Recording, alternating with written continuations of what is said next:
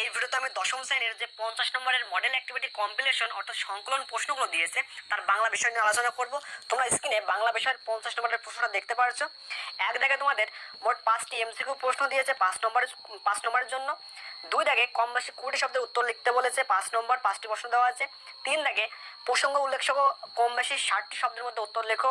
মোট 2টি প্রশ্ন আছে, প্রত্যেকটির জন্য 3 নম্বর করে, 6 নম্বর টোটাল।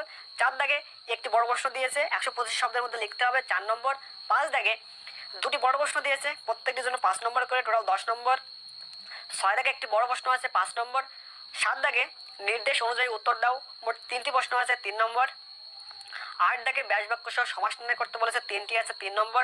9 দাগে কম বেশি 150 শব্দের প্রতিবেদন রচনা লেখো, 5 নম্বরের দিয়েছে। আর 10 দাগে বঙ্গানুবাদ করতে হবে 4 নম্বরের। টোটাল হলো 10টি প্রশ্ন এবং টোটাল নাম্বার হলো 50। আমি প্রত্যেকটা প্রশ্নের উত্তর সঠিকভাবে করে দিয়েছি, তোমরা দেখে নাও স্টেপ বাই স্টেপ। প্রথমেই দেখে নাও এক দাগের যে প্রশ্নগুলো আছে অর্থাৎ এমসিকিউ প্রশ্নগুলো আছে। কি বলছে?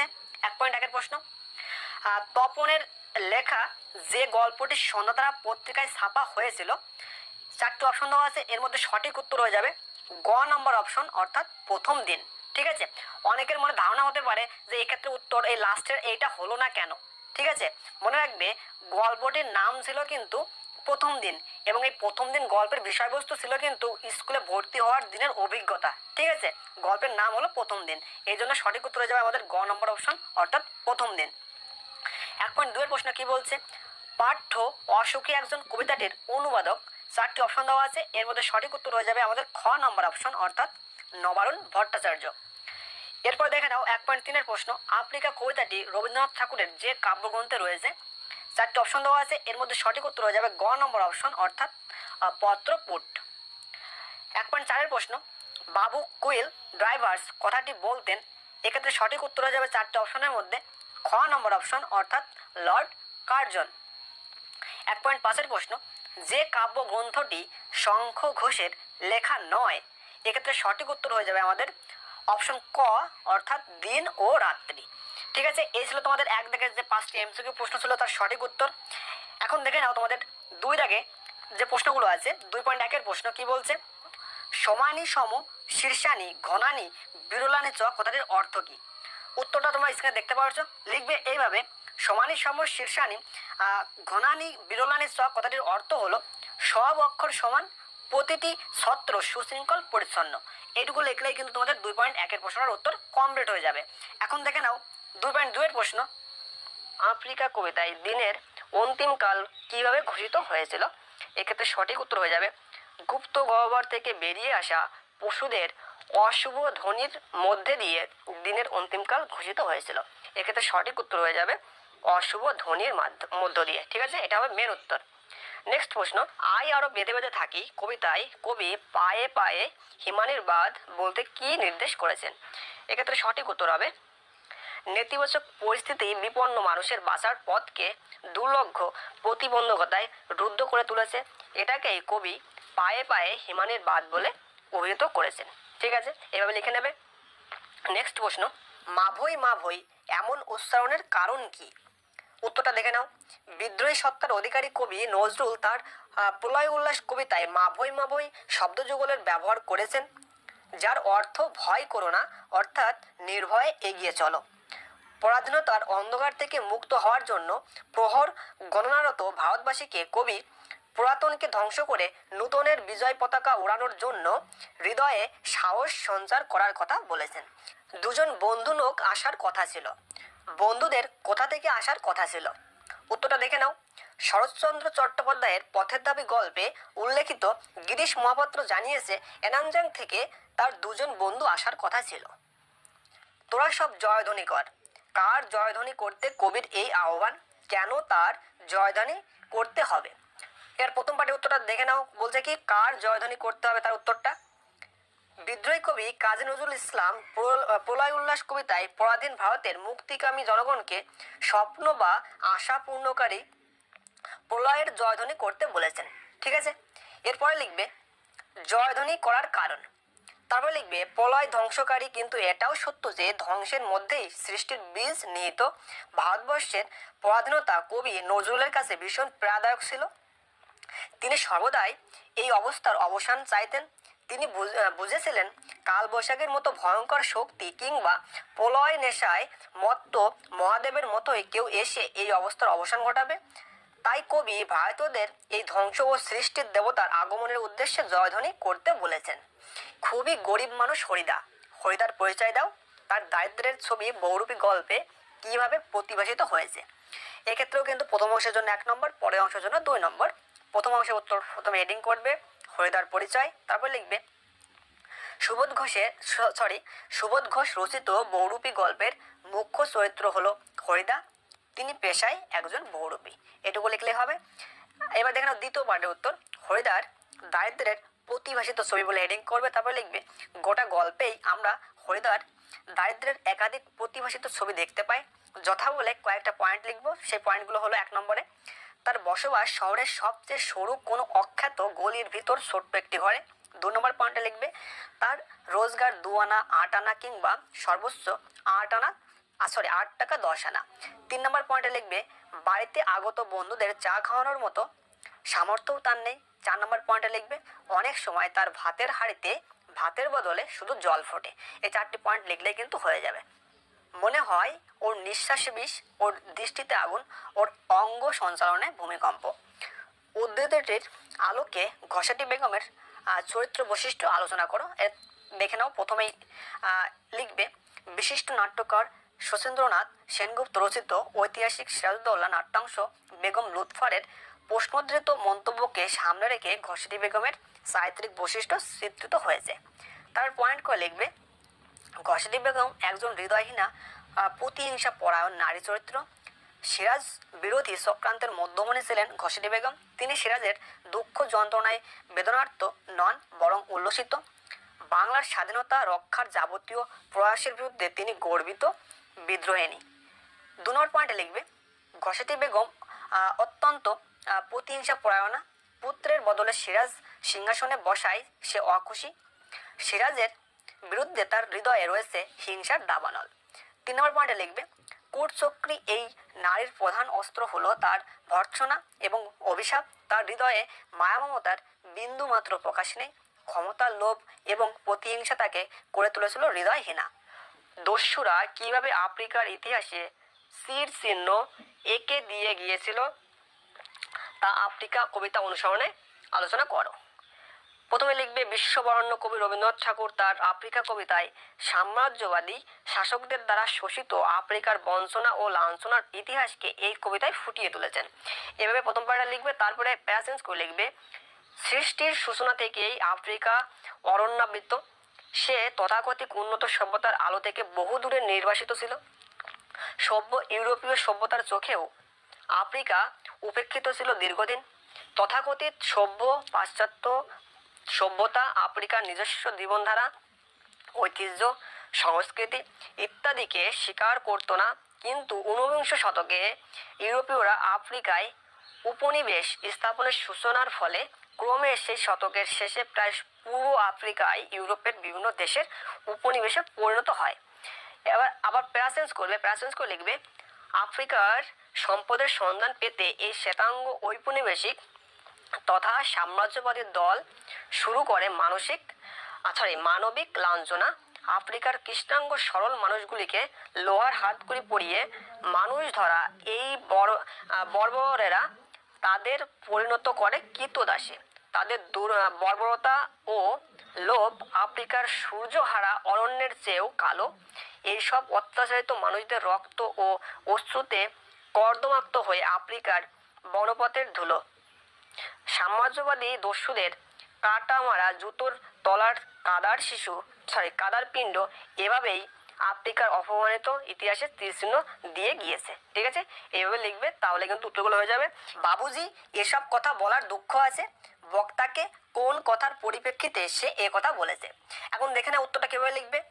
প্রথমে লিখবে উদ্ধৃত অংশটি শরৎচন্দ্র চট্টোপাধ্যায়ের পথের দাবি উপন্যাস থেকে গৃহীত হয়েছে। তারপরে লিখবে উক্তিটির বক্তা। প্রদত্ত উক্তিটির বক্তা হলেন অপূর্বর সহকর্মী রামদাস তলোয়ারকর। তারপরে লিখবে কথার পরিপ্রেক্ষিত বলে হেডিং করবে, মানে দ্বিতীয় পাঠের উত্তর লিখবো অপূর্বর কথার পরিপ্রেক্ষিতে রামদাস তলোয়ারকর এ কথা বলেছে। অপূর্বর বক্তব্যে দেশপ্রেমের তথা প্রতিবাদী চেতনার প্রকাশ আছে। পুলিশ কর্মচারী নিমাইবাবু অপূর্বর আত্মীয় শুভাকাঙ্ক্ষী এবং তার বাবা ওনার চাকরি করে দিয়েছিলেন। কিন্তু মানুষটি যতই আত্মীয় হন তার দেশের চেয়ে আপনার নয় বলেছে। সে আরও বলেছে, বরং যাকে অর্থাৎ মল্লিকের মতো দেশপ্রেমিককে ধরার জন্য দেশের টাকায় দেশের লোক দিয়ে শিকারের মতো তাড়া করে বেড়াচ্ছেন তিনি ঢের বেশি তার আপনার। এ কথা বলার পরিপ্রেক্ষিতে ভবিষ্যতে সমস্যা হতে পারে ভেবে রামদাস মুচকি হেসে উদ্ধৃত, বাবুজি এসব কথা বলার দুঃখ আছে কথাটি বলেছেন। খিদ্দা, এবার আমরা কি খাবো? উদ্ধৃতিটির আলোকে কোনির যন্ত্রণাবিদ্ধ জীবনযাত্রার পরিচয় দাও। দুটো দেখে নাও কি লিখবে। উদ্ধৃতাংশটি মতি নন্দীর কোনি উপন্যাস থেকে গৃহীত। আলোচ্য উক্তিটির বক্তা হলো এই উপন্যাসের প্রধান চরিত্র কোনি। তারপর লিখবে কোনির যন্ত্রণাবিদ্ধ জীবনযাত্রার পরিচয়। শ্যামপুকুর বস্তির বাসিন্দা কোনির পরিবারের একমাত্র উপার্জনশীল মানুষ ছিল তার দাদা কমল। একদা সাঁতারু হওয়ার স্বপ্ন দেখা কোমল দারিদ্র্যের চাপে উপার্জনের সন্ধানে যোগ দেয় রাজাবাজারে একটি মোটর গ্যারেজে। সেখান থেকে কষ্টার্জিত 150টি টাকা ছিল তার সংসার চালাবার পাথেয়। দুবেলা দুমুঠো ভাত ছাড়া আর বিশেষ কিছুর সংস্থান তাতে হতো না ঠিকই, কিন্তু প্রাণ ধারণটুকু হয়ে যেত। তার প্যাসেজ করে লিখবে, পরের দিকে কমল পরিবারের সচ্ছলতার উদ্দেশ্যে এক ভাইকে 15 টাকা মাইনের বিনিময়ে একটি চায়ের দোকানে কাজে ঢুকিয়েছিল। কনিকে 60 টাকায় এক সুতো কারখানায় ঢোকাবার ইচ্ছে থাকলেও ক্ষিতীশ কনিকে বড় সাঁতারু করার ইচ্ছে প্রকাশ করায় তা আর হয়ে ওঠেনি। ক্ষিতীশ কনিকে প্রতিদিন খাওয়ার জন্য একটা টাকা দিত, তাও কনির সংসারের পিছনেই খরচ হয়ে যেত। এহেন টানাটানির সংসারের প্রধান উপার্জনক্ষম কোমল হঠাৎ যক্ষা রোগে ভুগে মারা গেলে পরিবারের বাকিদের অবস্থা আরও সঙ্গীন হয়ে পড়ে। ঠিক আছে, তারপরে প্যাসেজ করে লিখবে, তাই তার মৃত্যুতে শোকের চাইতেও যে প্রশ্নটি প্রাসঙ্গিকভাবে আঘাত করে পরিবারের সব সদস্যদের মনে, সেটি কোনির মুখ দিয়ে খিদ্দার উদ্দেশ্যে নির্গত হয়েছে, এবার আমরা কি খাবো। ঠিক অনুসর্গ হলো এক প্রকার। এর মধ্যে 4টি অপশন হলো বিশেষ্য পদ, বিশেষণ পদ, সর্বনাম পদ, অব্যয় পদ। এক্ষেত্রে সঠিক উত্তর হবে লাস্টের অপশন অর্থাৎ অব্যয় পদ। সুন্দরভাবে লিখে নেবে, উত্তর হবে লাস্টের অপশন ঘ দিয়ে লিখবে অব্যয় পদ। বিভক্তি কখনোই লুপ্ত হয় না। এখানে একটু প্রিন্টিং মিস্টেক হয়েছে। বিভক্ত কখনোই লুপ্ত হয় না, এখানে হবে হলো বিভক্তি কখনোই লুপ্ত হয় না। এটা ঠিক করে নিও তোমরা। উত্তরটা হবে কর্মকারককে করণকারকে সম্বন্ধ পদে। আর একটা অপশন আছে হলো কর্তৃকারক। এক্ষেত্রে সঠিক উত্তর হয়ে যাবে অপশন গ অর্থাৎ সম্বন্ধ পদে। ক্লিয়ার? তোমরা ঠিক করে নিও, এর প্রশ্নটা একটু ভুল করেছি, কিন্তু উত্তরটা ঠিক আছে, সম্বন্ধ পদে হবে উত্তর। প্রশ্ন নির্দেশকের একটি উদাহরণ হলো, অপশন আছে হইতে, কর্তৃক, জন্যগুলি। এক্ষেত্রে নির্দেশকের একটি উদাহরণ চেয়েছে, তার মানে আমাদের সঠিক উত্তর হয়ে যাবে লাস্টের অপশন অর্থাৎ গুলি। ঠিক আছে, গুলি হয়ে যাবে আমাদের এক্ষেত্রে সঠিক উত্তর। ব্যাস বাক্য সহ সমাস নির্ণয় করো, প্রতিটির মান 1। 1 নম্বর যেটা আছে তোমাদের দেখতে পাচ্ছ প্রশ্নে, ভোজ্য বস্তু। এর ব্যাস বাক্য কি হবে? ভোজ্যের নিমিত্ত বস্তু, এবং এটা হবে নিমিত্ত তৎপুরুষ সমাস। 2 নম্বরটা আছে পোশাক পরিচ্ছদ। ব্যাস বাক্য হবে পোশাক ও পরিচ্ছদ, এটা হবে সমার্থক দ্বন্দ্ব সমাস। ঠিক আছে। 3 নম্বর সন্ধ্যাহ্নিক। ব্যাস বাক্য হবে সন্ধ্যাকালীন আহ্নিক, এবং সমাস হবে কোনটা? মধ্য পদলোপী কর্মধারায় সমাস। কম বেশি 150 শব্দের প্রতিবেদন রচনা করো। লর্ডসে রুদ্ধশ্বাস জয় ভারতীয় ক্রিকেট দলের, এটা 5 নম্বরের জন্য। আমাদের এখন একটা প্রতিবেদন লিখতে হবে কম বেশি 150 শব্দে। দেখে নাও, প্রথমেই সুন্দর করে একটা হেডলাইন করবে, লর্ডস টেস্টে স্মরণীয় জয় ভারতের। তোমরা এখানে অন্য নামও দিতে পারো যে লর্ডস টেস্টে ঐতিহাসিক জয় ভারতের দিতে পারো, যে কোনো একটা ভালো নাম দিলেই হবে। তারপর লিখবে নিজস্ব সংবাদদাতা 17ই আগস্ট লর্ডস। যেহেতু এখানে 16ই আগস্ট আমাদের এই লর্ডস টেস্টে ভারত জয়লাভ করেছিল, তাই পরের দিন এটা হয়েছে, তাই আমাদের এখানে 17ই আগস্ট তারিখটা দিলেই হবে। তাছাড়া তোমার যে কোনো তারিখ লিখলেও হবে, সমস্যা নেই। জায়গাটার নাম এখানে লর্ডস দিয়েছি, তুমি অন্য নামও কলকাতা লিখলেও প্রবলেম নেই, তুমি যে কোনো একটা স্থানের নাম লিখলেই হবে এখানে। তারপর লিখবে লর্ডসে আবার এক মহারণ এবং ভারতীয় ক্রিকেটারদের বিক্রমের সামনে ইংল্যান্ডের অসহায় আত্মসমর্পণ। লর্ডসের 22 গজে ব্যাটে ও বলে কর্তৃত্ব করে ইংল্যান্ডকে 151 রানে হারিয়েছে ভারত। রুটের ইংল্যান্ড চতুর্থ ইনিংসের চাপ সহ্য করতে পারেনি। এই চাপ তৈরির পিছনে ছিল ভারতের দ্বিতীয় ইনিংসে নবম উইকেটে জশপ্রীত বুমরা এবং মোহাম্মদ শামির 89 রানের পার্টনারশিপ। শামি করেছেন 56, বুমরা 34, গাভাস্কর যা দেখে বলেছেন সিংহ হৃদয়ের সিংহ বিক্রম।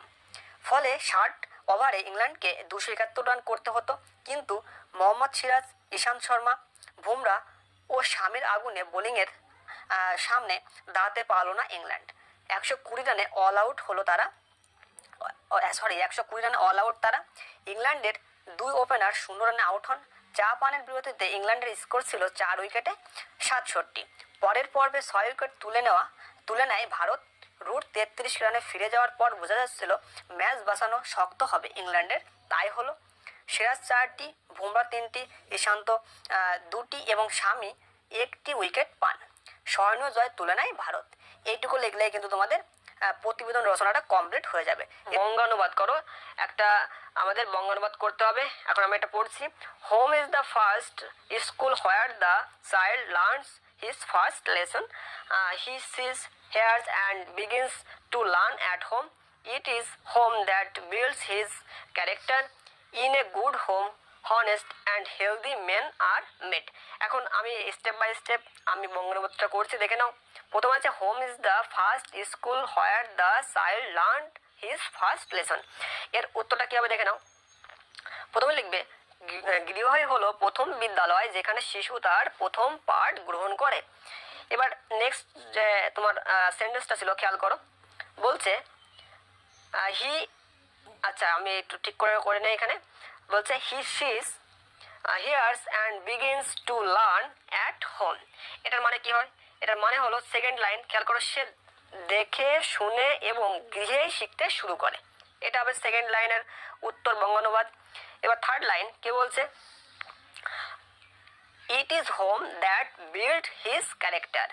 এর উত্তরটা দেখে নাও। 3 নম্বর সেন্টেন্সটা হবে, খেয়াল করো, এই গৃহই তার চরিত্র গড়ে তোলে। ঠিক আছে, এবার লাস্টের সেন্টেন্সটা দেখে নেব। In a good home honest and healthy men are made. এর ক্ষেত্রে উত্তরটা হবে লাস্টের, উত্তম গৃহে সৎ এবং স্বাস্থ্যবান মানুষ তৈরি হয়। তাহলে এইভাবে কিন্তু তোমরা লিখে নেবে, তাহলে কিন্তু উত্তরটা কমপ্লিট হয়ে যাবে। তোমাদের বলে রাখি, এই বঙ্গানুবাদ হুবহু যে সবার এক হবে তা কিন্তু নয়। তোমাদের চলিত ভাষায় এগুলোর সঠিক মানে করলেই হবে, যে কোনোভাবে করলেই হবে, কিন্তু মানেটা ঠিক রাখতে হবে। ঠিক আছে, আমি আবার বলছি, তার মানে আমাদের উত্তরটা হলো গৃহই হলো প্রথম বিদ্যালয় যেখানে শিশু তার প্রথম পাঠ গ্রহণ করে, সে দেখে শুনে এবং গৃহে শিখতে শুরু করে, এই গৃহই তার চরিত্র গড়ে তোলে, উত্তম গৃহে সৎ এবং স্বাস্থ্যবান মানুষ তৈরি হয়।